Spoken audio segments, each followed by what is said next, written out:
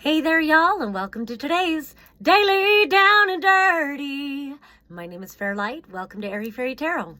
All right, y'all, so the message today is kind of about cycles from the past, like resurfacing now. We start out with these two oracle cards. We've got Seek Your Answers Within. And then we've also got Love That You Are Different. It seems like these two cards, I've got to make sure they're not together because they always come out together, it seems. Seek Your Answers Within and Love That You Are Different. And so it's really going into the core of knowing yourself. And you know, I think oftentimes, like my youngest, I'll ask him to make a choice about something and he never knows what to choose. And it's like, well, what do you want? And so that's something we have to work on. Like, don't choose what you think is going to make me happy or anybody else happy. Choose what you want. You have a choice. And I think we all kind of find ourselves in that predicament where we don't want to choose something and be selfish that it might have an adverse effect on somebody else, blah, blah, blah. But, yeah, so my brain's trying to run ahead of my mouth. So then we've got, there's just so much. I want to come here because in both of these decks, the moon came out. And it feels like the moon keeps trying to come out and speak. So I'm glad that it came out here to give greater illumination to what's wanting to come through just all day today. So, you know, the moon speaks of cycles. We've also got the sun over here. I'm just going to jump around. So there is something about divine timing, divine cycles, illumination, self-reflection, and also what's been hidden from your sight coming to light. But again, I just feel this emphasis on cycles, and it especially feels like cycles from the past. But with these two cards also underneath this one, there was the Seven of Wands. And so it really feels like there's some sort of a defensiveness. So what I started feeling when this card came out was this last full moon in Aries was really fucking intense for a lot of people. You know, and depending on where you live, I'm in Asheville, so I'm like trying not to let too much of my personal experience into the reading, but you know, there might be people in Asheville that went through it too. But even if you're not in Asheville, like I have friends in Colorado that also just really had a hard experience with this moon. So again, part of this is cycles of the past. And kind of what wants to be said is that people may be expressing their grievances towards you, which could have you feeling defensive. That's a lot of what I'm getting. There might be a lot of projection, or you might be surfacing things that you need to talk about where others are feeling defensive or something like that. Just a strong feeling of defensiveness with this moon energy. And I like that it says follow the moon. So kind of what I'm getting about this is don't squelch it. It may be, there might be a lot of discomfort. It might be even heartbreaking and a lot of drama even with that Aries energy. But if you follow the moon, if you allow the energy to guide you, it feels that there's great opportunity for resolution right now, so that these cycles from the past can be more recognized and then also reconciled within yourself, so that ultimately you can heal. And this higher ground, it's not so much about feeling defensive, it's more about getting to a level of understanding both of yourself and of others and within yourself and for yourself, and of situations and whatever, that you do gain that higher ground to where you know, past traumas again get resolved and reconciled, so that you can turn and face in the direction that you truly want to move in, and the past doesn't have this hold on you like that.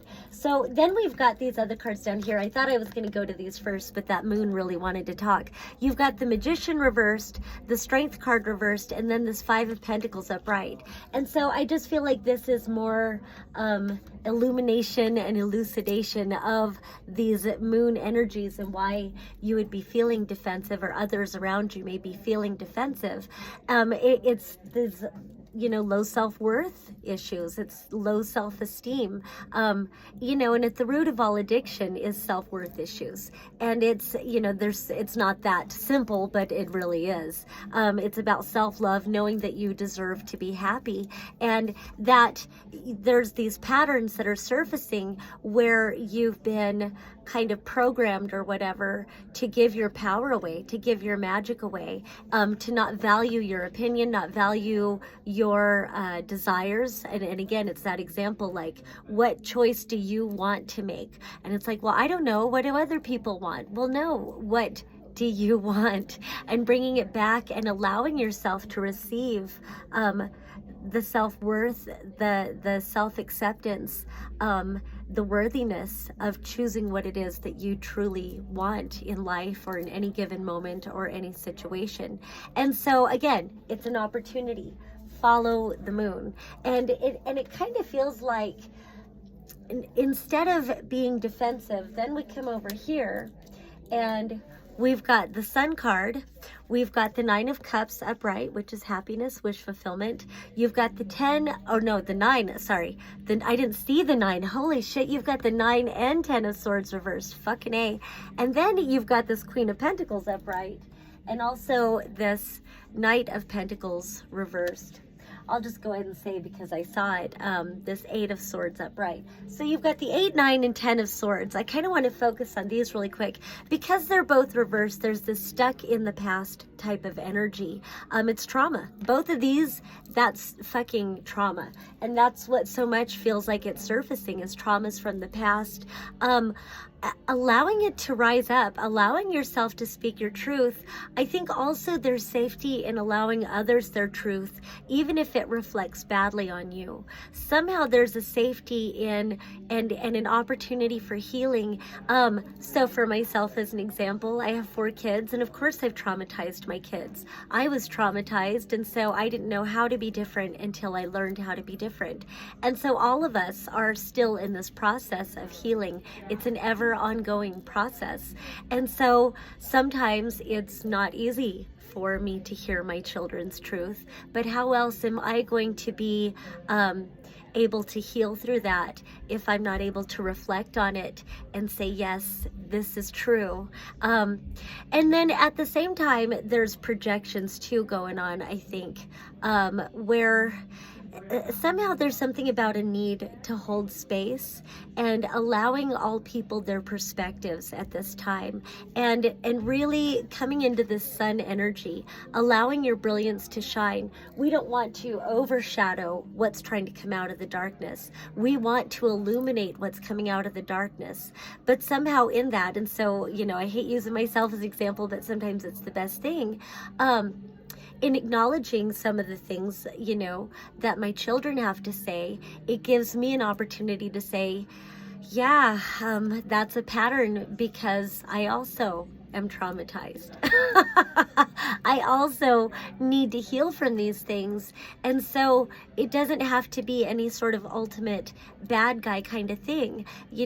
Just as much as we want to give grace to our children, and just as much as we want to give grace to our parents, because they also were traumatized, we've got to hold space for ourselves. We've got to give ourselves grace. And so going back, and so somehow right now it's a very pertinent time to hold space, to allow this deep self-reflection, and also to illuminate it. And there's something about letting yourself shine, holding yourself back, all of these things. But as you come into this deeper self-healing and this deeper self-acceptance, and you embrace a deeper self-worth, and you recognize your ability to make different choices, then you become all the more brilliant. And then we come back to seek your answers within and love that you are different.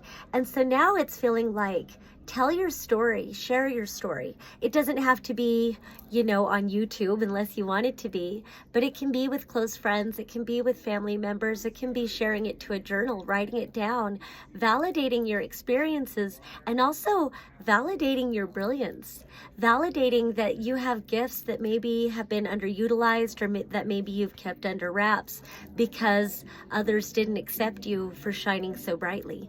So it feels like a lot. There's a lot to unpack with what's coming up now. Obviously, it's not just that Aries full moon, but that seems to be kind of the pioneer energy leading this. Also, you know, Mars in Cancer is really fucking with us right now, but it's a beautiful opportunity.